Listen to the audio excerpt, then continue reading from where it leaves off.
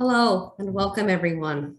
Thank you for joining today's training on understanding and accessing Department of Labor funded employment and training programs for new arrivals. This training is presented by Switchboard, a one-stop resource hub for refugee service providers in the United States. My name is Rishan Habte and I'm Switchboard's Program Officer for Economic Empowerment. I am joined today by a co-host, Van Wen, Program Specialist for Economic Empowerment. Today's training will run for 90 minutes and it is being recorded. The recording will be posted on the Switchboard website and you will be emailed a link to the recording in exactly 24 hours. The webinar transcripts will also be posted on our site in the following few days. Next slide.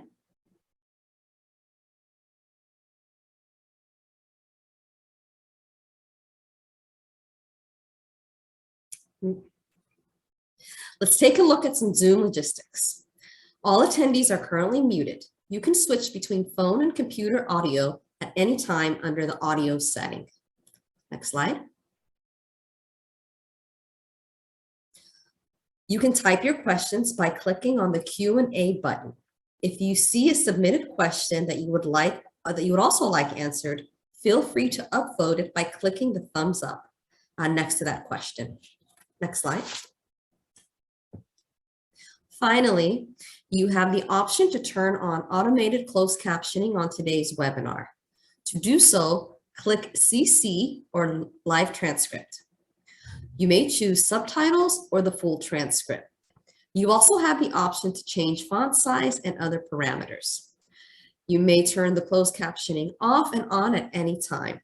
Keep in mind that the closed captioning for today's webinar is automated and may not be completely accurate. Following this webinar, we'll post a full edited transcript to the Switchboard website, as we do for all of our audio and video materials. Next slide. Today, I am joined by an all-star team of representatives from the Department of Labor that will be giving an overview of the public works system. I am joined by Karen Connor, Division Chief of Workforce Development, Dana Westgren, Workforce Analyst, and Ayreen Cadwallader, Workforce Research and Analyst. Next slide. To give today's opening remarks, I am pleased to introduce Kimberly Vitelli, Program Administrator. Take it away, Kim. Next slide. Oh, sorry. Today's learning objectives. By the end of today's webinar, you will be able to identify employment and training services available to new arrivals in your communities, determine programs and or services that may accommodate clients' needs, and identify strategies to establish partnerships with local DOL training programs and employment services. Next slide. Okay, take it away, Kim. Sure thing. It's really good to be with all of you today. I'm excited to be able to share information. Just to give us a sense of who's out there and what kind of information would be most useful to you. I wonder if we can move to the next slide where we've got a poll where we can check in about if you've ever referred a client to a Department of Labor funded workforce development program. So you can choose yes, no, or I'm not sure.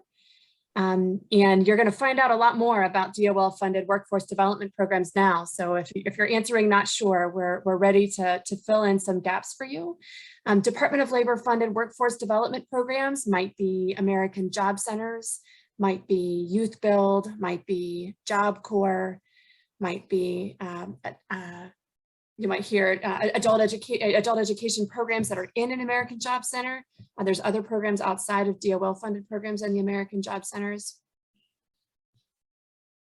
And okay, so now that we've gotten a little bit of a sense, if you've ever touched any of our programs before, let us tell you a little bit more about them. And we can move to the next slide. Oh, there it is. Sorry, I spoke too fast. You were trying to show us the results, but it looked like there were a fair number of you that have referred people to DOL-funded workforce programs, and then yeah, a bunch that haven't yet, and some that aren't sure. So that's really good for us to know. So we'll make sure to try to give you some information about what programs are out there. Okay, now we can move to the next slide. Great. So some of you might have seen, might be familiar with the workforce system already, or some of these labels might be familiar to you, but this might be new for many of you. So we wanted to sort of give you this is the bird's eye view of what the public workforce system does. The public workforce system is really locally and business-led network of a bunch of different programs that are funded by the federal government, states, regions, local agencies, nonprofits. And together they provide a range of employment, education, training, and related services and supports to help job seekers find and secure good jobs, while also providing businesses with the skills that they need to compete in a global economy. This is a decentralized system led by local business-led boards. The funding flows from U.S. Department of Labor and the Employment and Training Administration down to states, and then that funding is devolved then to local areas. What I'm showing you here right now is about our formula-funded system, and we'll also talk later in the presentation about competitive grant programs that are also frequently delivered through the American Job Centers, as well as the network of Job Corps. But wanted to make sure that you understood sort of the broad picture of what the formula system does. So DOL distributes about $3.5 billion in formula programs to states to operate workforce programs. Those are typically you don't have to memorize these, but if you hear this kind of vocabulary, we've got an adult program, dislocated worker program, youth, the employment service. Generally, the program that someone is getting should be fairly seamless to the actual job seeker, but there's sort of different funding pots that we, by statute, hand out to the states, who then push it down to the local areas. Governors appoint state workforce development boards, which include the governor themselves, members of the legislature, business representatives, local elected officials, and workforce agency representatives. And then the state board really assists the governor in developing plans, labeling, deciding what statewide activities will take place, on the performance accountability for the local areas, and really setting the strategy for the workforce system in their state. And then the funding flows down to local boards who take a similar approach within the local level. We name some of these different levels because depending on what aspect of the workforce system that you're interacting with, you might want to be interacting with different parts of this, different layers within this large network. So if you're working with statewide systems, you're developing services that you're trying to set strategies across the entire state, you might want to be working with a state board or a state workforce agency. Those state workforce agencies are sometimes in a state Department of Labor. They're also sometimes in state departments of human services or commerce or education. If you're working at a more local level, you might want to be setting up protocols and referral systems and setting strategies at the local level. You might be doing that with the American Job Center director or the executive director of a local board. And then you might be a service provider, or you might be, interact with individual service providers that are delivering those services within the American Job Centers. One other thing I'd want to mention is that the names here, a local American Job Center might vary by location. In Pennsylvania, they're frequently called career links. In Michigan, they're frequently called Michigan Work Centers. So a lot of times they'll label themselves as a proud partner of the American Job Center network. But if these names aren't ringing a bell, but you have been working with folks that you think are funded by the Workforce Innovation and Opportunity Act, you're probably still in the right place. The names can really vary.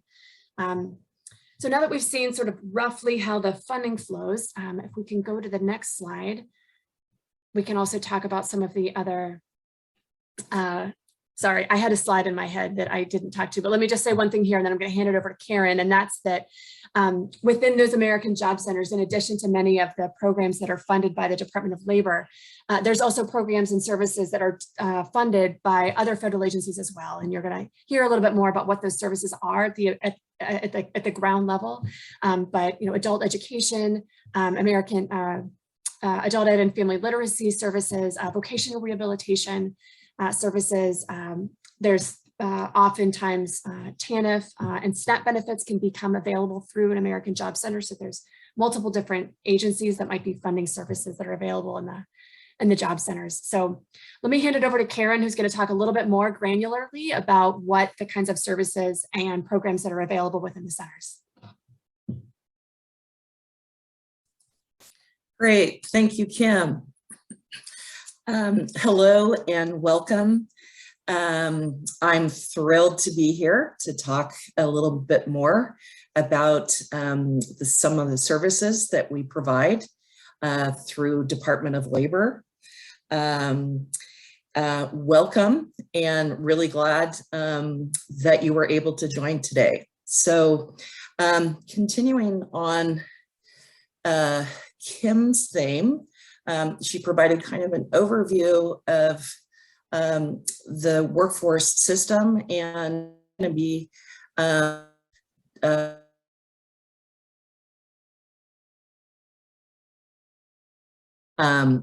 this series of slides. So the American Job Centers address the employment needs of job seekers, as well as human resource needs of businesses and employers in order to compete in the global economy. So as you can see on the map in front of you, American Job Centers are located throughout the 50 states, in all local communities, as well as 4 of our outlining areas or territories, through a vast network of 23,000 plus delivery points. So AJCs bring together multiple partners into one location to best serve potential customers. Instead of customers traveling to multiple locations for services, the intent is to provide needed services under one roof. As you can imagine, during the pandemic, most American Job Centers significantly expanded their virtual and phone services in order to maintain social distancing.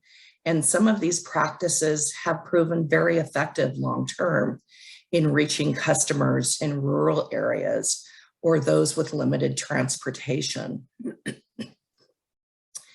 A few things to know about the American Job Centers. Each local area must have one comprehensive American Job Center that provides access to the services of all required partners. So it's essentially the full array of services.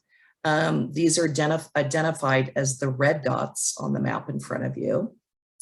A local area may also have affiliate job centers with any subset of these required partners, and these are designated, or excuse me, or they're designated as specialized centers. And these are identified as the blue dots on the map. So when I talk about specialized centers, I'm talking about a center that might, depending on the partnership, and because of the partnership, has strengths in particular areas.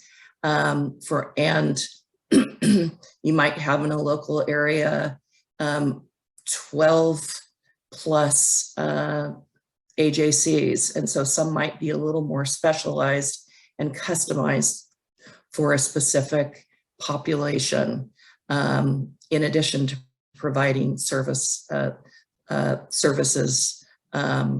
for adults and youth.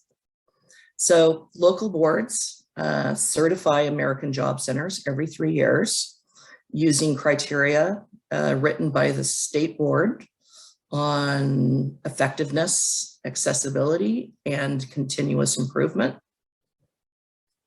American Job Center operators are designated or certified through a competitive process.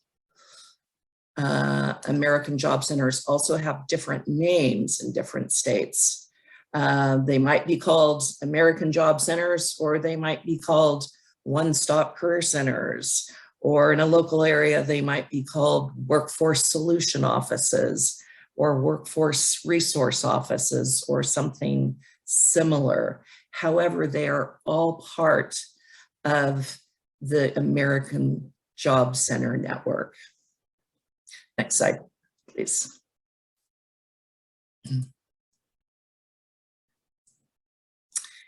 So American Job Centers are a critical one-stop resource for job seekers, particularly for those who might face barriers to employment, for refugees, asylees.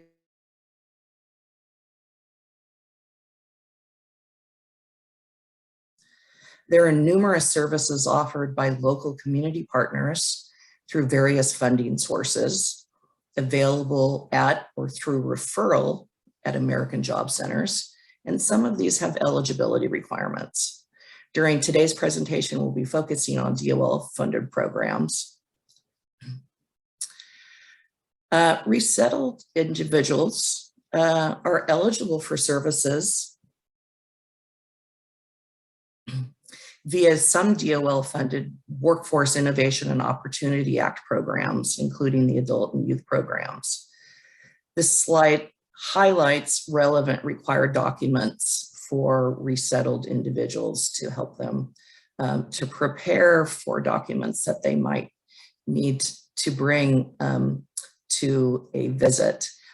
We will share more detailed information about the WIOA programs, including eligibility and specific services later in this presentation. Next slide, please.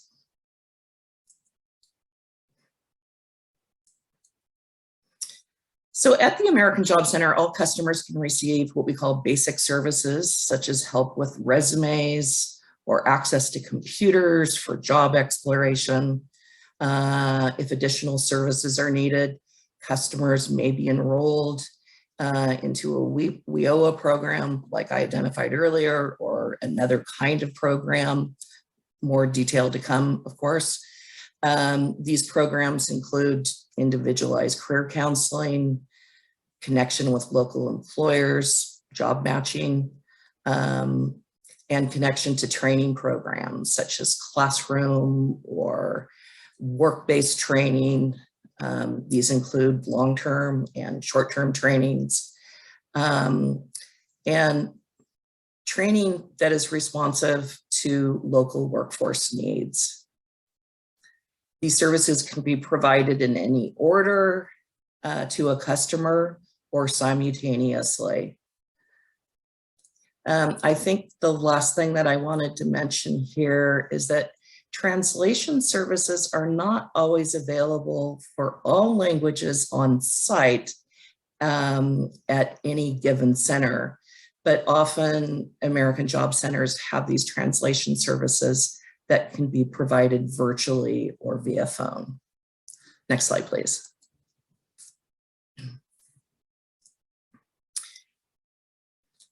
So this next slide identifies some of the training opportunities or training services.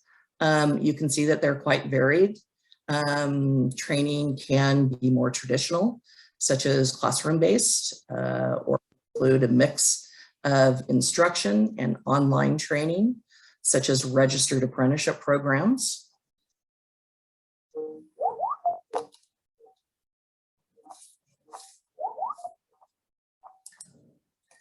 Excuse me. Typically, comprehensive centers will have pre-employment workshops available. These may focus on training such as interview skills, developing an effective resume, or strategies for job search, given the fact that you're an older worker or may have have been involved with the justice system. Next slide, please.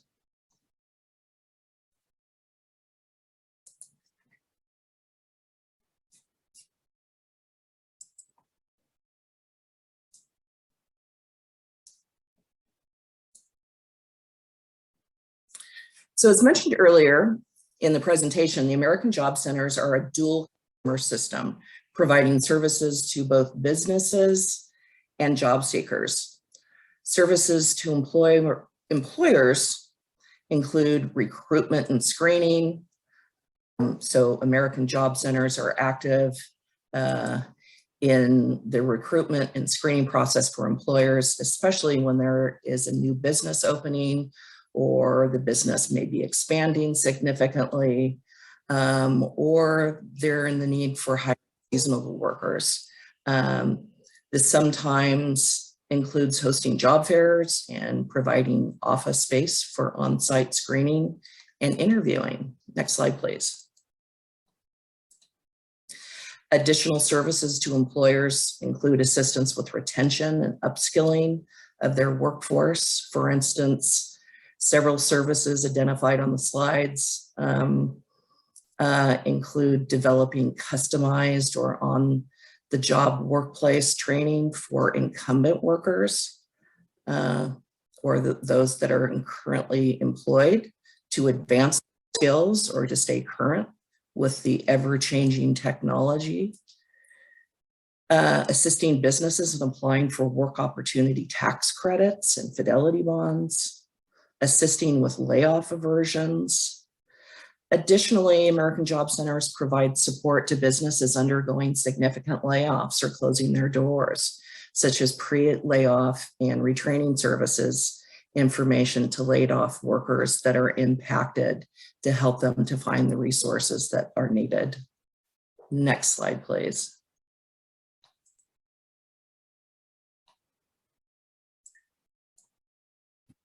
Okay, we have a little discussion question for you.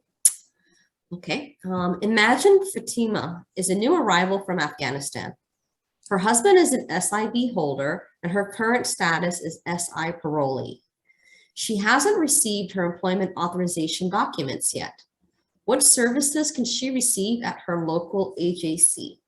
So if you could type your answers into the chat, I could read them out loud, but these things were discussed in the presentation thus far. So let's see what we have.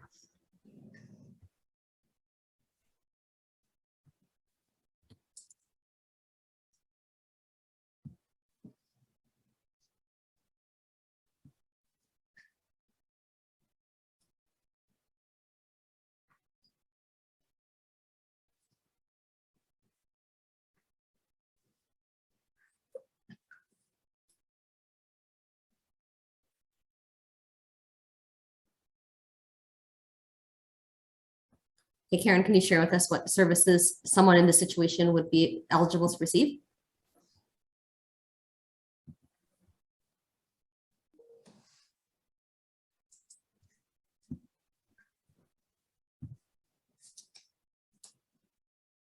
We have childcare programs, ELL training, get a job training, interview skills.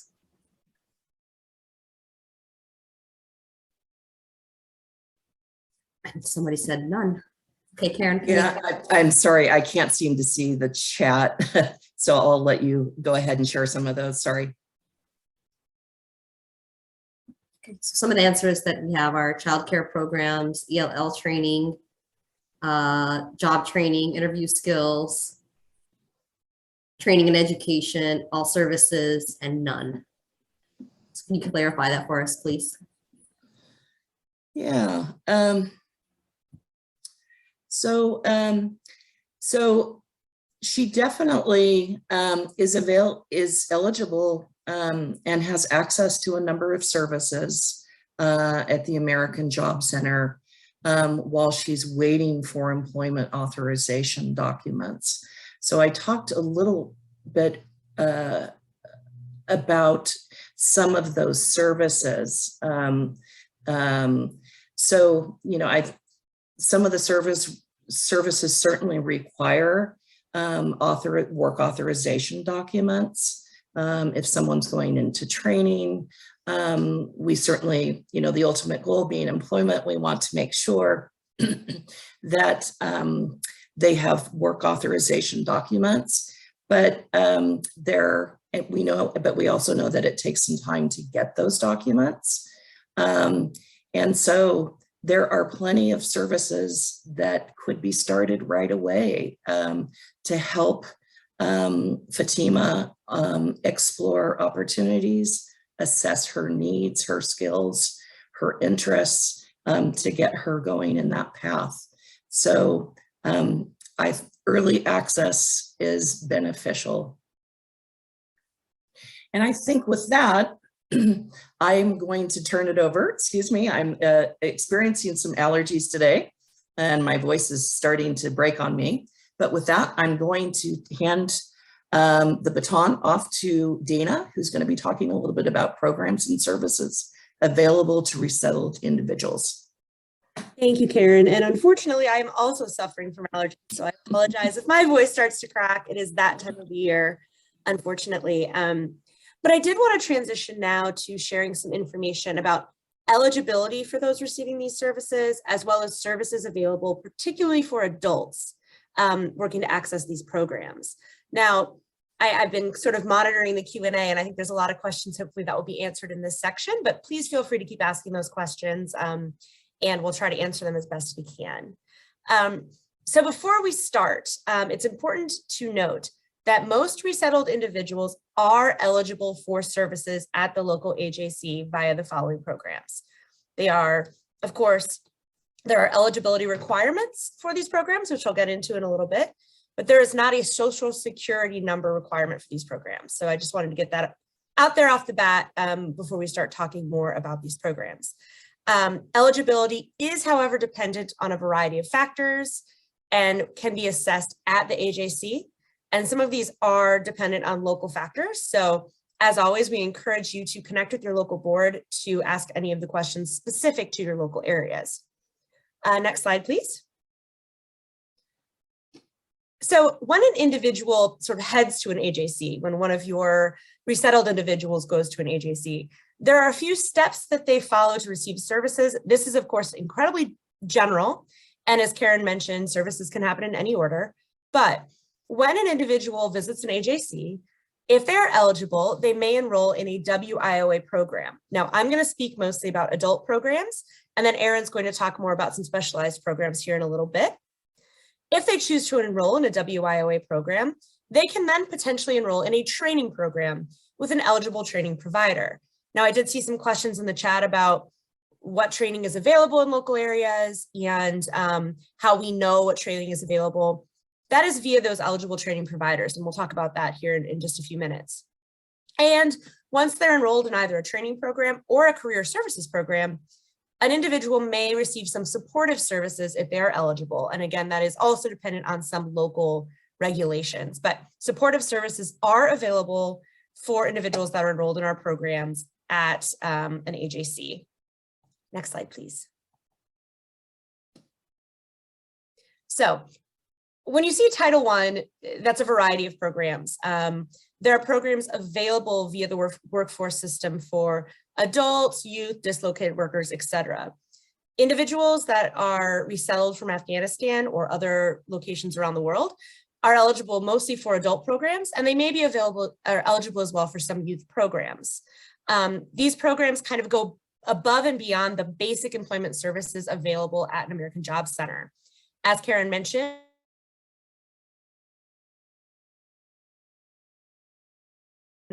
help getting a referral, placement assistance, etc. But if you enroll in a program, if an individual enrolls in a program, they can get more in-depth services.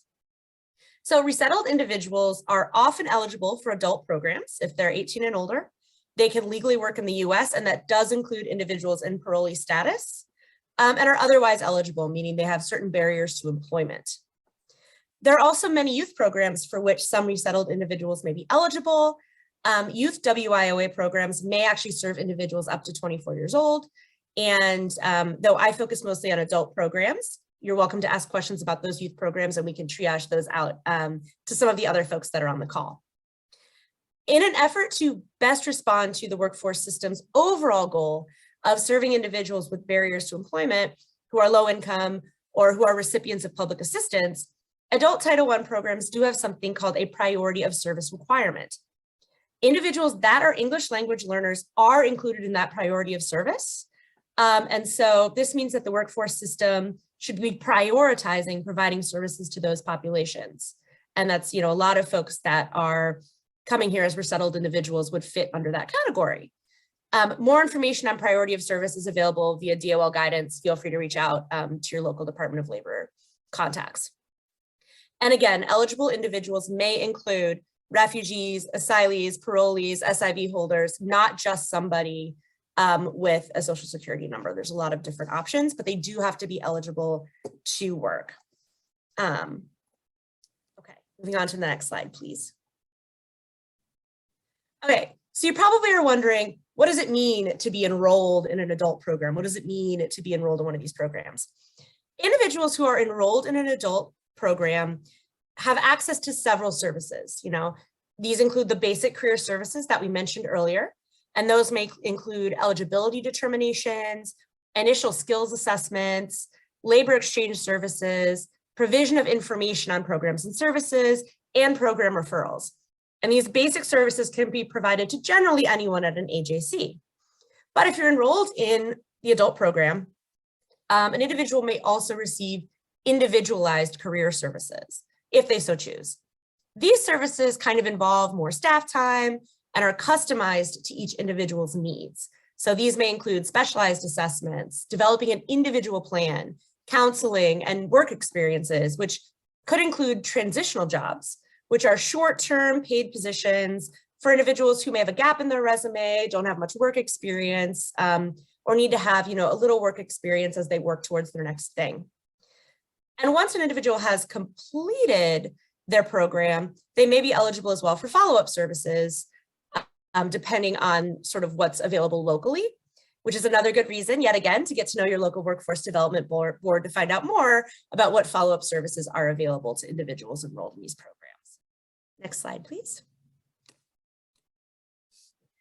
Individuals may also be eligible for various training options via the WIOA adult programs. So program participants can access for training programs that can help them sort of get on the path to a career at a high demand local job that's kind of localized, right?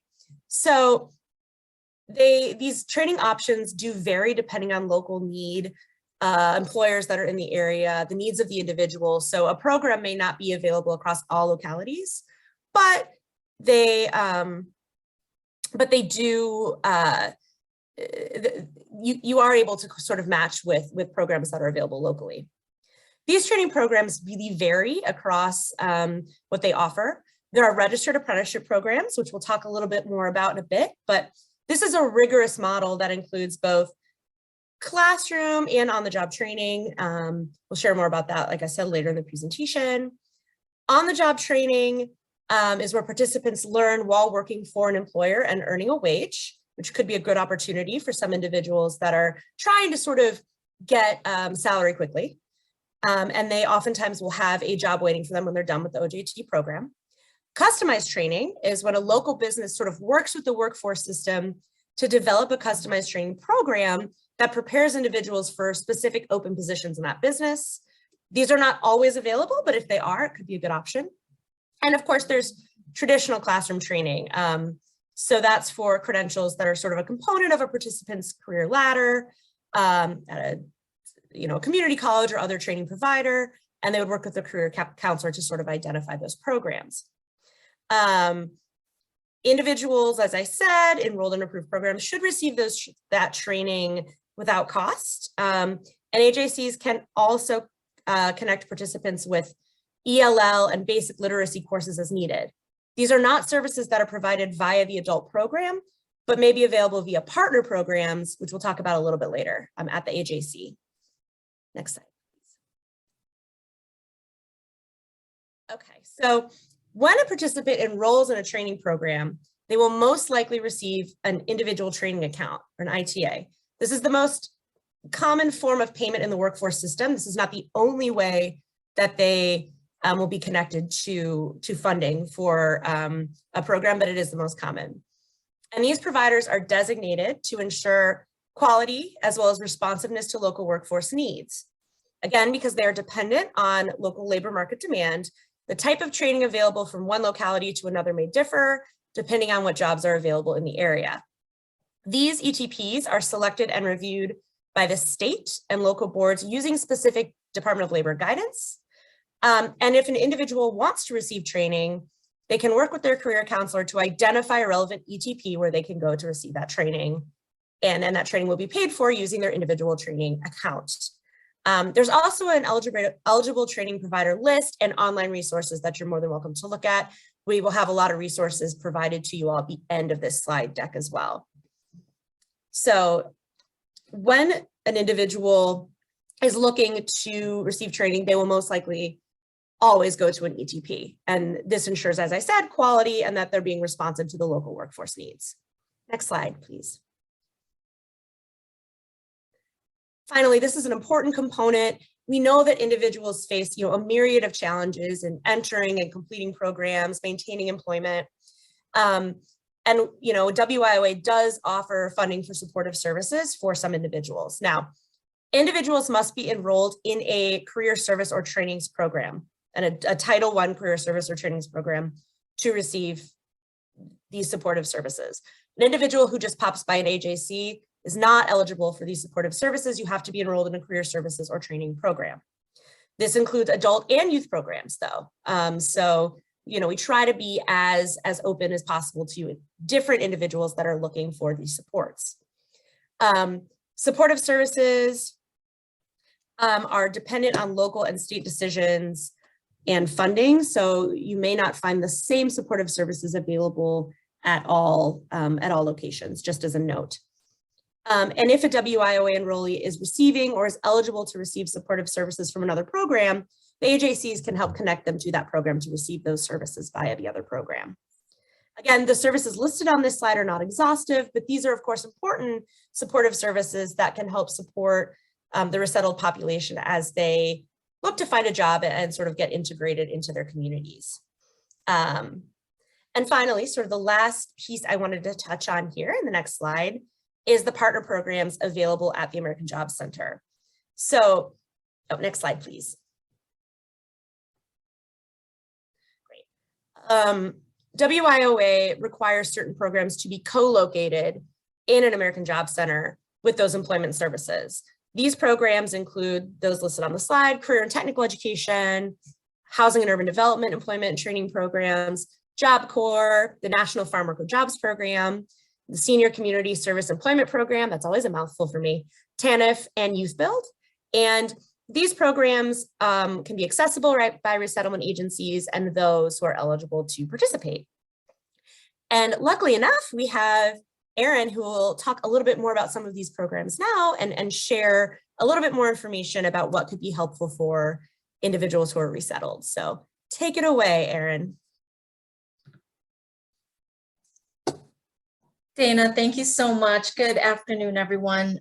Definitely happy to be here and talk to those of you across the country that are providing these important services to newly resettled arrivals here to the US.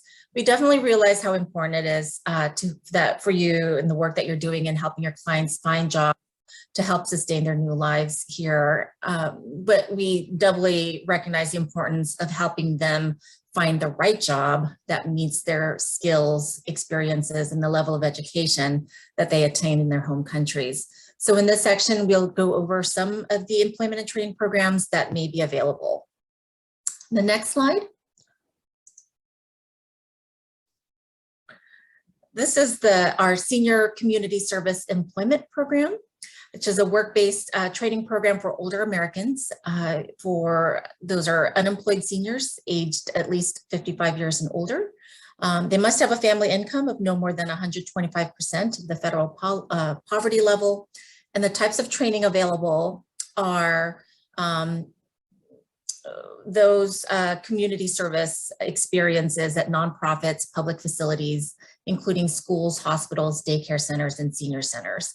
And so participants can also access employment assistance for CSEP participants through American Job Centers. And the Older Worker Program Finder, there's a link here for you to find where these grant programs are available. And the next slide is highlighting our registered apprenticeship programs. Individuals 16 and older are eligible to participate in an apprenticeship program, and DOL has a specific focus on recruiting underrepresented populations, those communities of color, women, individuals with disabilities, and those with prior records. Registered apprenticeship programs are distinguished from other types of workplace training models by several factors. Apprenticeships are jobs from day one. Apprentices are paid by their employers during training. Apprenticeship programs provide on-the-job learning and job-related classroom training. On-the-job learning is conducted in the workplace setting under the direction of a mentor, and training results in a portable, nationally recognized credential. Apprenticeships are offered in a wide range of occupations and industries. Traditionally, it has been in construction, but now has expanded to jobs in advanced manufacturing, healthcare, IT, and cybersecurity, including financial management and other sectors. We do have several registered apprenticeship programs and investments across the country. You can search for grant projects to help identify an apprenticeship program for any of your clients using the link here. And then apprenticeship.gov is also a great resource to your clients. I think there is a discussion question next. Rishan? Okay, we do have our chat working now, so please put your answers in the chat. So what are some barriers that clients aged 16 to 14 face, or 24 rather, sorry, face at school and work? So you could put those answers in the chat.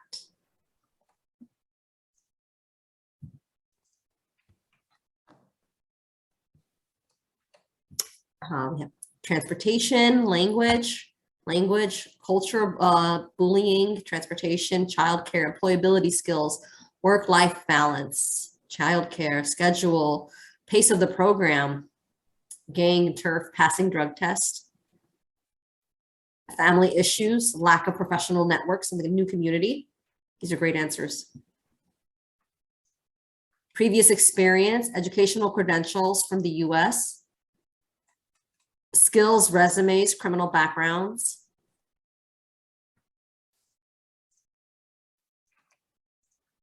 These are great answers. Lack of job application understanding. Stress of being young and having to support one's family and go to school. Yes, that's a big one. Not understanding the system, a lack of education, culture, soft skills. And at some point, higher expectation. Thank you very much. Those were great answers. Ayreen? Right. Well, some of their youth programs here definitely wanted to highlight Youth Build, which is a community-based pre-apprenticeship training program that provides job training and educational opportunities for at-risk youth ages 16 and 24. Youth learn vocational skills in construction, as well as other in-demand industries that include healthcare, information technology, and hospitality. Youth Build includes significant support systems such as mentoring, follow-up education, employment and personal counseling services, and participation in community service and civic engagement. There are currently 215 active Youth Build grantees in urban, rural, and tribal communities. They operate in the 43 states, the District of Columbia, Puerto Rico, serving approximately 7,500 youth annually. The thing about this program, it's based on a model that ensures 50% of the time is spent in education, 40% of the time is spent working in hands-on occupational training, and the remaining 10% is spent on education or hands-on training, as well as developing leadership qualities through volunteer experience and mentoring. Registered apprenticeship is also a key workforce preparation strategy for the Youth Build program. It's our strategy to provide youth with successful career pathways to career training and ultimately unsubsidized employment. The next slide, we'll talk about Job Corps, which I believe as a lot of you are knowledgeable of. Next slide. It is the nation's largest free residential career training and education program that helps eligible young people ages 16 through 24 complete their high school education, receive training for meaningful careers, and it helps them with getting a job. Students have access to room and board while they learn skills in specific training areas for up to 3 years. In addition to helping students complete their education and get a technical career skills training, Job Corps also provides transitional support services, such as helping them find jobs, housing, childcare, and transportation. And we have a history of Job Corps graduates entering the workforce or an apprenticeship or go on to higher education and or the military. The Job Corps program provides training in the following 10 industries: automotive and machine repair, construction, finance and business, healthcare, homeland security, hospitality, IT, manufacturing, renewable resources and energy, and transportation. And additionally, non-housing opportunities are available at some of those locations, which would fit better for some populations that you serve who are not comfortable living away from home. So that is available at some Job Corps locations. And we did want to suggest that this could be for split cases, right, where younger adults who don't want to participate in MG matching grant program. And Rishan, you might have to expand on this a little bit more. But you know, between some of these programs that we offer here, I think there's some opportunities there with existing OR grant programs to either leverage or match. And lastly, our youth employment programs and services. Again, these are available to in-school and out-of-school youth, ages 14 to 24, with barriers to education, training, and employment. These youth services and programs are available at American Job Centers to help connect youth to resources and training that will prepare them for employment and post-secondary education opportunities. And services are provided to help young people get access to education so that they can earn credentials and secure employment. I think with that, we have a polling question. Oh, question. Rishan? Yeah. Imagine Andre is a 21-year-old from the DRC. Prior to arriving to the United States, he and his family lived in a refugee camp in Rwanda. He attended a trade program at the camp where he learned carpentry, but he couldn't finish his program because he and his family relocated to the United States. What DOL services or programs could you recommend for him? Please put your answers in the chat and I'll read them out loud. Job Corps, yes. Youth Build Job Corps apprenticeship program, training apprenticeship program, job training and building maintenance, possible EL classes, job readiness classes, on-the-job training, workforce programs, Job Corps programs. These are great answers. Thank you.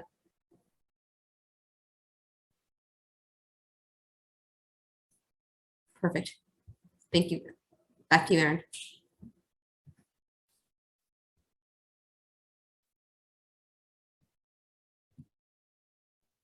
I'm actually going to turn it over to my colleague, Karen, to talk about ways that we can partner with the workforce system. Karen? Great, thank you.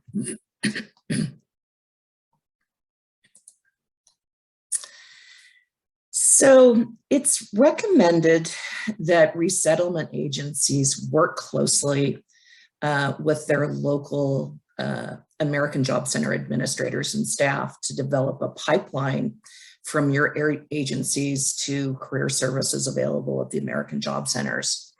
And this can take several shapes. This could be an information partnership or informal partnership, excuse me.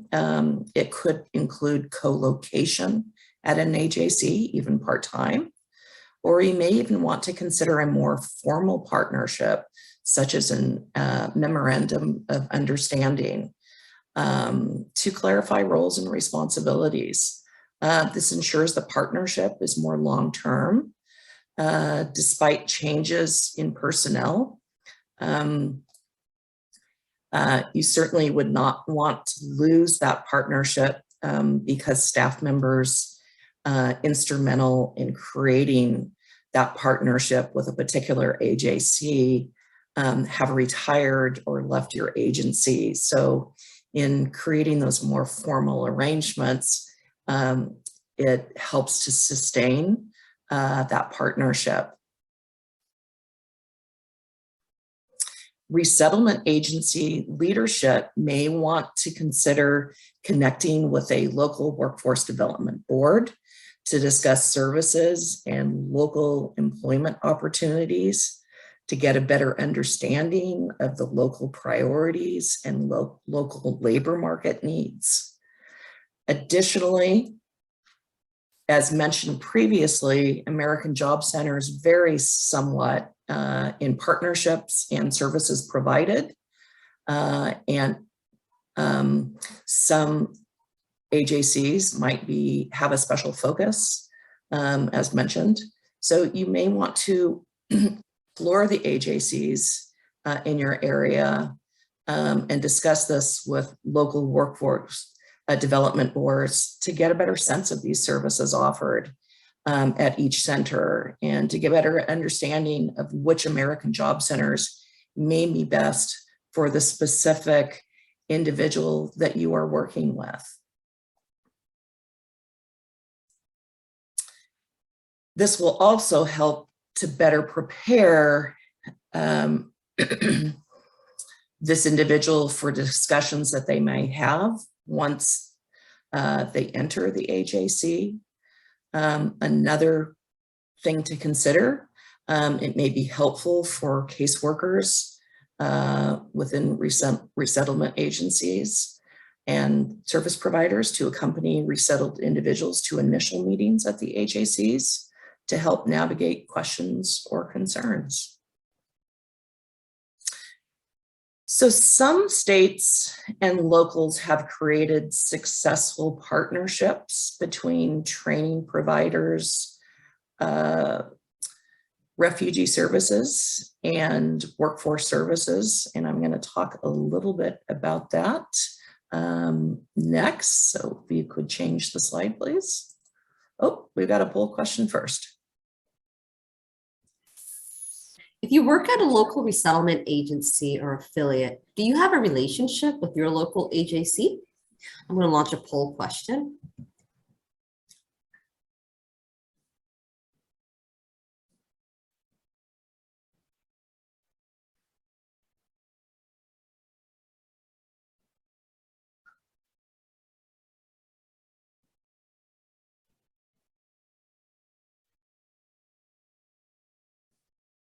About 5 more seconds.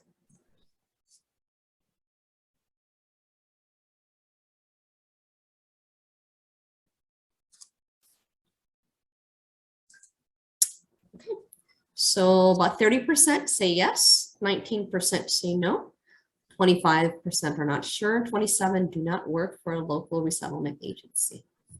Thank you. Great. Okay, well, that's helpful to know. And I'm hoping that some of those strategies that I discussed might be helpful for you in making that connection with not only local boards, but American Job Centers as well in your local area. So I'd like to talk a little bit about some of the best practices that have been communicated with us in the state of California.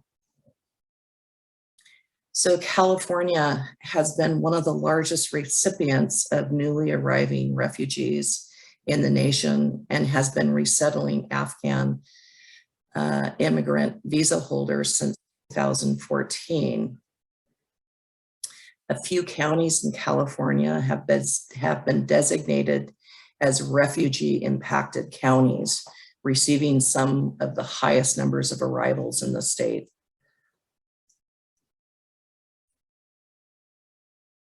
Large Afghan communities have developed in those counties, as well as significant best practices to draw on to help support the newly arriving Afghan humanitarian parolees and special immigrant visa holders. Next slide, please.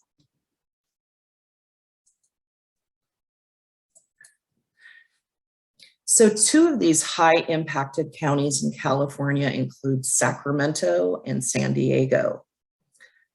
Sacramento and San Diego have integrated service delivery strategies between WIOA, Office of Refugee Resettlement Funded, Refugee Support Services, employment program administered by the California Department of Social Services. California launched a work group to scale some of these programs to best serve resettled individuals. The Workforce Services for Afghan Immigrants Working Group, as it's called, brings together the local workforce areas that are expected to receive the highest numbers of Afghan arrivals to ensure their preparedness in serving these individuals.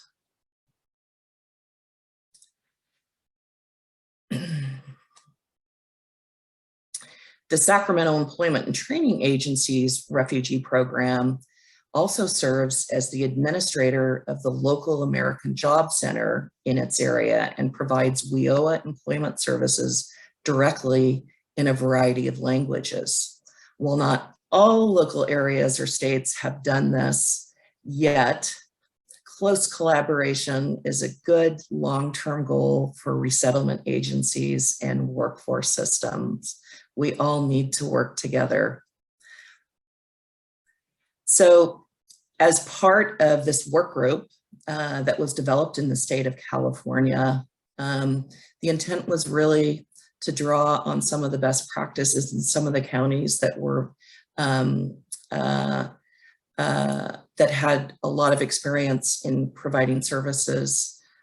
So those high impacted areas, as I talked about earlier. The intent was to ultimately facilitate peer-to-peer learning between areas with more experience serving refugee and immigrants and those that are newer to serving refugees and immigrants.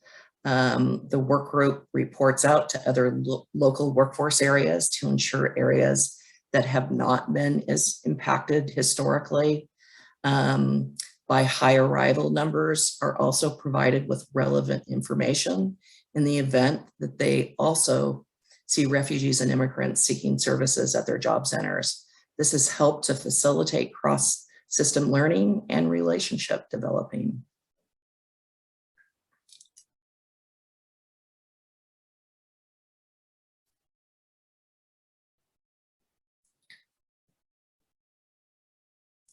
Some of the long-term goals of this work group are to increase integration of some of the different funding sources and agencies and stakeholders serving immigrant populations,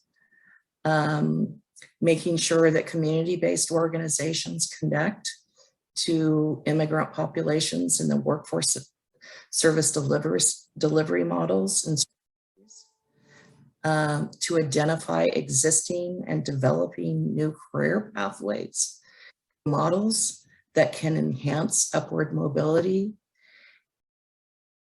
in an effort to ensure equitable access to workforce services for all. And with that, I will hand it back to Rishan, who I believe has another poll question.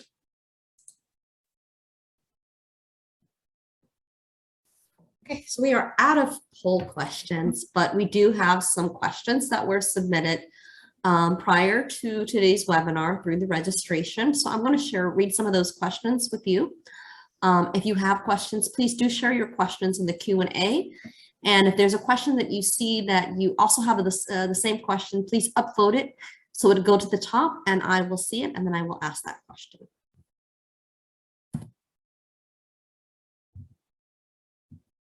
so one of the first questions that we have is, are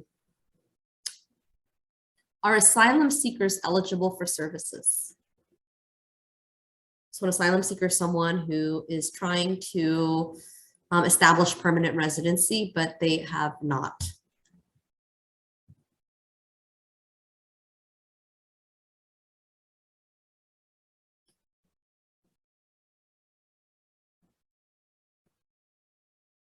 Karen or Dana, anyone want to take that question?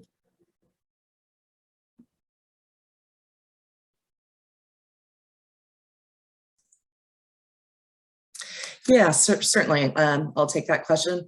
Yeah, so absolutely. They are eligible for some of the services we talked about. We identified that some services have additional eligibility criteria. So, you know, it's that continuum of services that we talked about that were presented as part of the presentation today. Thank you. Another question. At the federal level, they are planning to make, are they planning to make any formal guidance identifying Afghan humanitarian parolees or refugees more generally qualified as dislocated workers? We continue to get questions and face challenges on this issue, and it would be great if the DOL ETA could issue some actual guidance as opposed to the patchwork of state and local interpretations. It has a significant impact on the services and resources people can apply for. So they want to know about dislocated workers. Yeah, so I believe the short answer is no, we will not be releasing any guidance in the near future on this. We encourage individuals to focus on the adult programs and look at the services via those adult and youth programs, as well as the programs that Ayreen outlined during this conversation.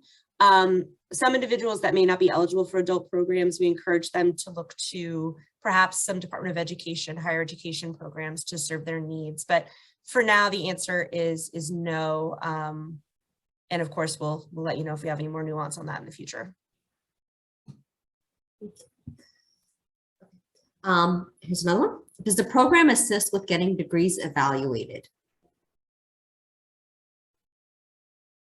So a skilled immigrant who comes from another country with a bachelor's degree or an advanced degree, are there services available to help get their credentials evaluated? Yeah, this is Ayreen. I can take that, and Karen and Dana, if you have any to add, please feel free.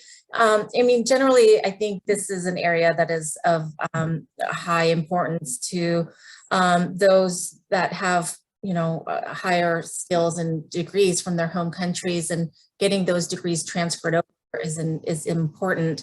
I think our, you know, American Job Centers have access to refer participants to get that level of support. I think there's different organizations that they can connect them with, but anything specific, Dana or Karen, I don't know if you've heard of what others are doing.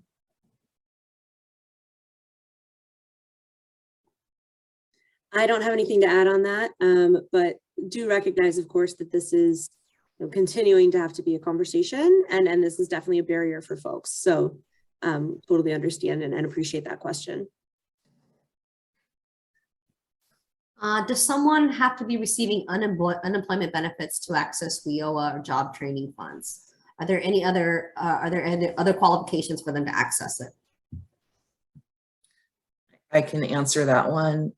No. I think within the dislocated worker program, there is a very specialized program for individuals that are currently collecting unemployment and are getting close to the end of their benefits.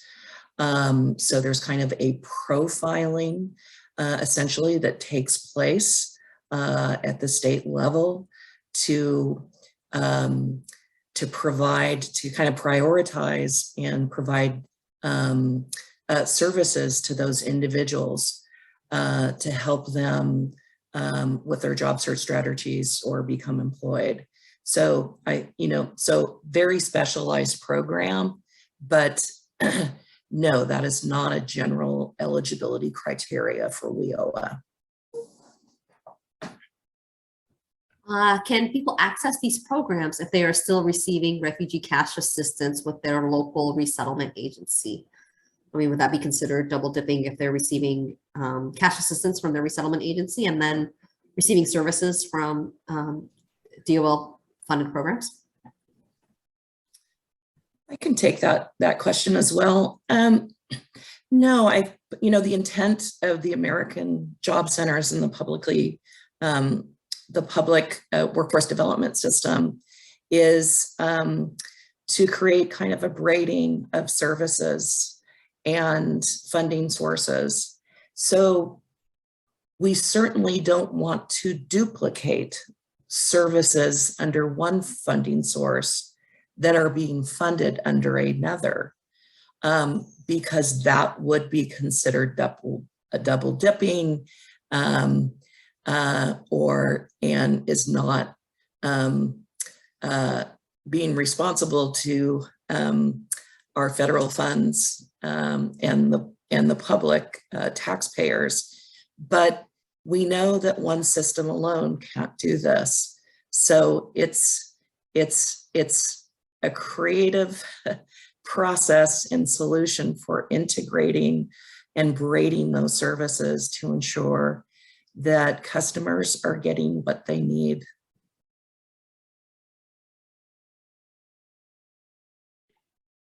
And I just wanted to point out that for some programs, there are, income eligibility requirements.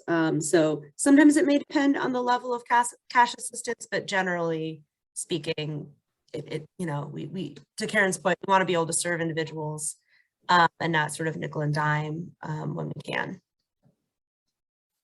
And then in many cases, because refugees do have a timeline of entering employment from when they arrive, we have a question that's come up several times, and it is, how long does it take from application to training start date, typically?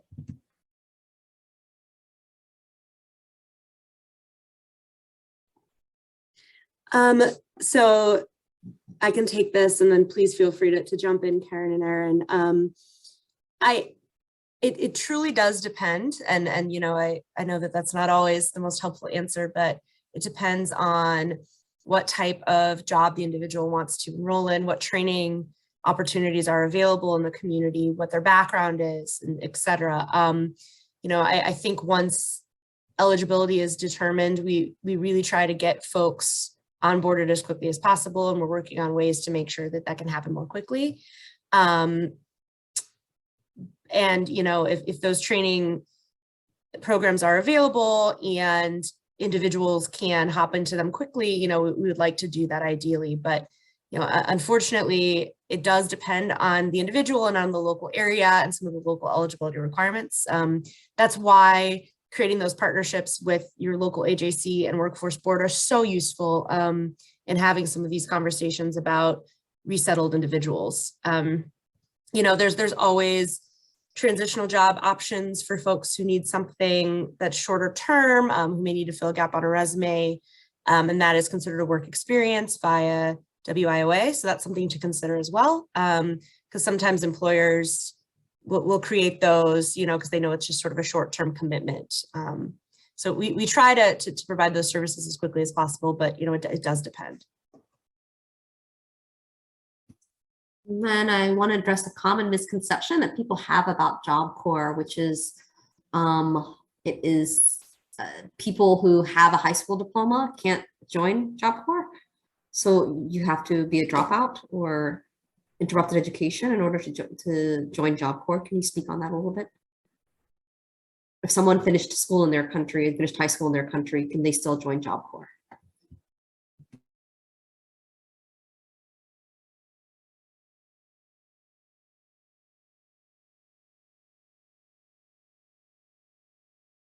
Karen, you're muted. Great question. I think Okay, sorry. detail, and that we're going to Oh. have to follow up on some of the questions here that we can answer after the webinar, because that's certainly a great point. This is youth that graduated in their home countries. Would they be eligible for the Job Corps program? And, I think, we'll just have to follow up after this call. And then they want to know who can refer clients to receive services. Can a client walk in by themselves, or do they have to come in with a representative from the resettlement agency? Yeah, I can take this question, and Dana, Ayreen, feel free to jump in. Yes, a client can walk right in the door. I recommend that before walking in the door, that you access their website. American Job Centers have websites, and usually it's very helpful to plan on attending their orientation. Most American Job Centers do an orientation of the services available at their site. They may do it, once per week or on a regular schedule, depending on the particular center.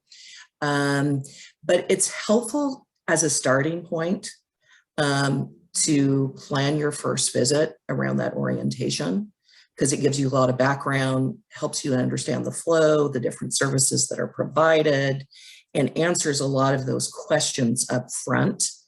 So that would be one recommendation.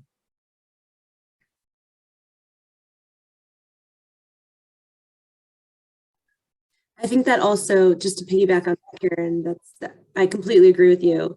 And that also may be a way to get at some of those language questions as well, like work with your, perhaps have the case manager at the Refugee Resettlement Agency or whoever the individual is working with, reach out with them, find out what languages are available for interpretation, and then help, determine if they need some sort of external support. As we mentioned, a lot of AJCs will have translation services available, but it's helpful to double check before an individual walks in the door.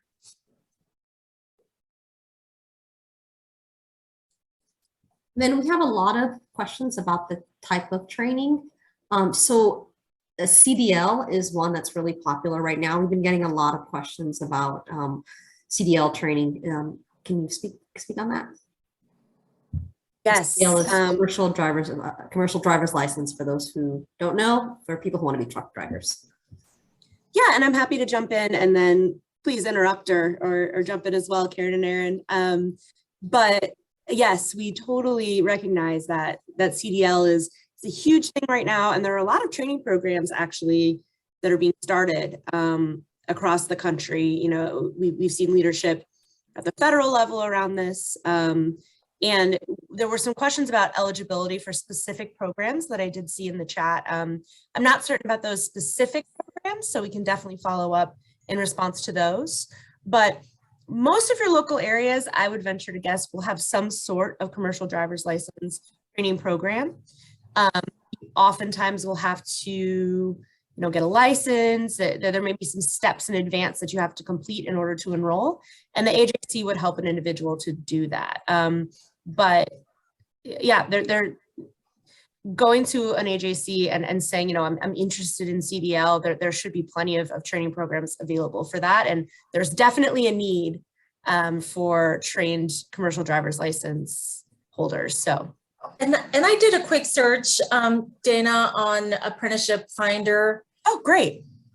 And there's at least 500 results of CDL apprentices postings available across the country. And so again, that Apprenticeship Finder for specific occupations, if you're looking for apprenticeships programs for specific occupations, that Apprenticeship Finder tab is a great resource. And thank you. Yeah, that's awesome. And I think one thing to just reiterate on apprenticeships is they are quite a rigorous program, generally speaking. If an individual is interested in enrolling in a CDL, but they may not have some of the requirements to be in an apprenticeship program, ask about pre-apprenticeship programs that are available via the workforce system. These programs are specifically designed as a pipeline to help individuals get the skills that they need to then be eligible to join an apprenticeship program. So always check in on those if a participant is maybe not quite to the skill level to be able to register or to join a registered apprenticeship program.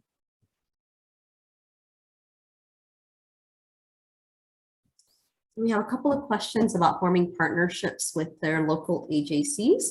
The common question seems to be, is the local AJC always aware of the demographic that is coming? If so, or if not, how can they connect with their local AJC and inform them of the people that are coming and form a partnership? Because they say that sometimes there's a disconnect. We have a lot of questions about resources and specific languages, and how can they make those requests of their local AJCs if they are seeing a specific population? I can quickly start, and maybe Karen, you might have more specific examples, but I think this definitely presents an opportunity at the local level for resettlement agencies to connect with American Job Centers and members of the leadership within the community to really come up with a plan to support newly arrived individuals settle in their communities. And I think there is a level of knowledge sharing that needs to take place, and for the leaders in these local areas to come up with a plan. And I think, there was a great question on, ORR resettlement agencies have this experience to offer culturally relevant information, and sometimes that's not available at the AJCs. And so I feel like that's an opportunity to really partner and strengthen those relationships and be able to, first create the relationship so that together, you can come up with a plan. But, as Karen mentioned in her slide, there's formal partnerships that can take place and informal partnerships that can take place. But definitely, I think this is a partnership development strategy here that could take place. Karen, anything to add? I don't have anything to add. I think you did a great job answering that question. Yeah, I think it's a wonderful opportunity to bridge some of those gaps that might be there, and to help with continuous improvement. And then, are the job trainings that are offered the same across the nation, or do they vary by state? So They vary. Oh, sorry, Karen. Okay.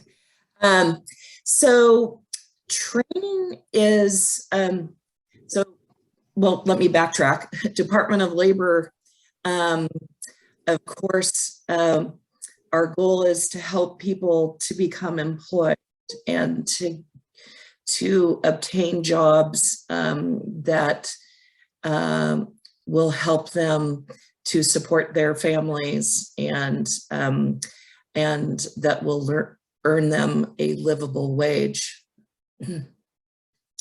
As such, training needs to be driven by the local labor market. So there are some high demand industries across the board throughout the nation, but most labor markets are very different in terms of needs. So what are current employers needing, businesses needing? Where are the jobs and where are the good paying jobs so that people can be self-sustaining? So that's something that we hear often is, my friend Sally received high-tech training in Silicon Valley, and I'm in rural Nebraska. And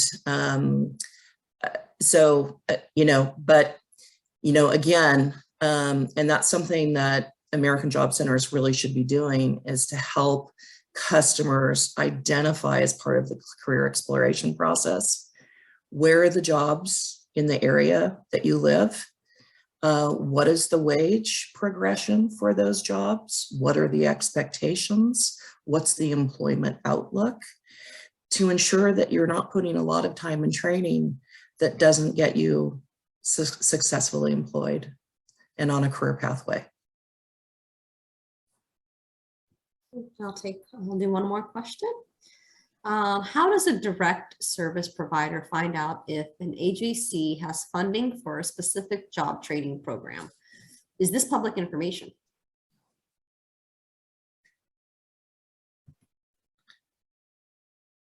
Rishan, do you mind repeating the question? Sure. How does a direct service provider, so somebody at a resettlement agency, find out if an AJC has funding for a specific job training program? Is this public information?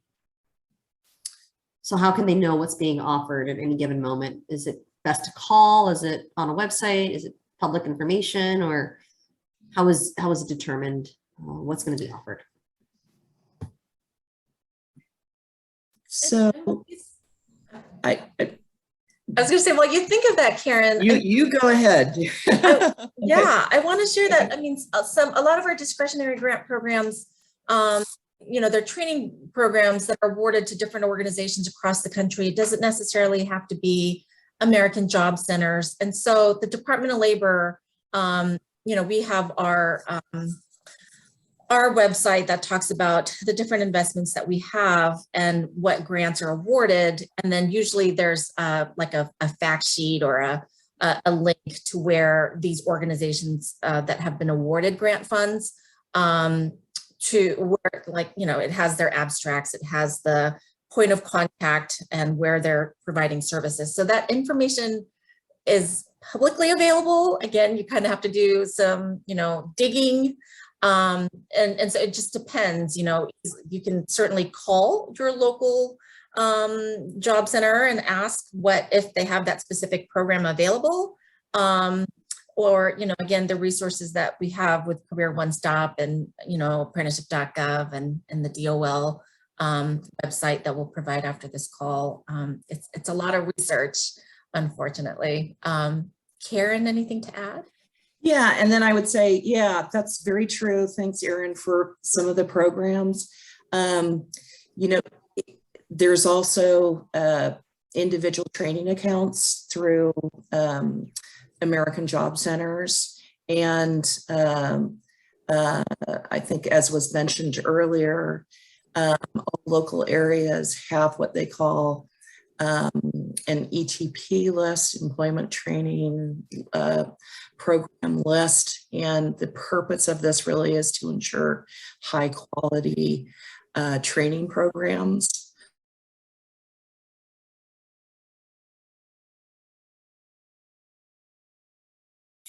Perfect, thank you. Next slide, Van.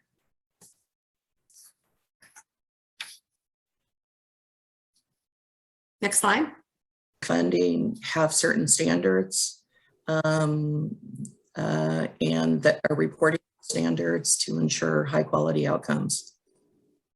And I believe that is, I believe that the ETP list is public information. Yeah, yes, it should be. One other thing I would love to just piggyback on that is in the resources, as Ayreen mentioned, we also have a link to mynextmove.org, which is a tool that an individual can use to log in and just sort of explore the different options in their area. And there are actually links there where an individual can see what training options are available near them. So there's a lot of different ways, reaching out directly to your AJC, using those eligible training provider lists, which are, up to date and kind of show what the priority populations are in the area. And also if an individual wants to kind of bop around on mynextmove.org, they can take a look there and see what's available locally.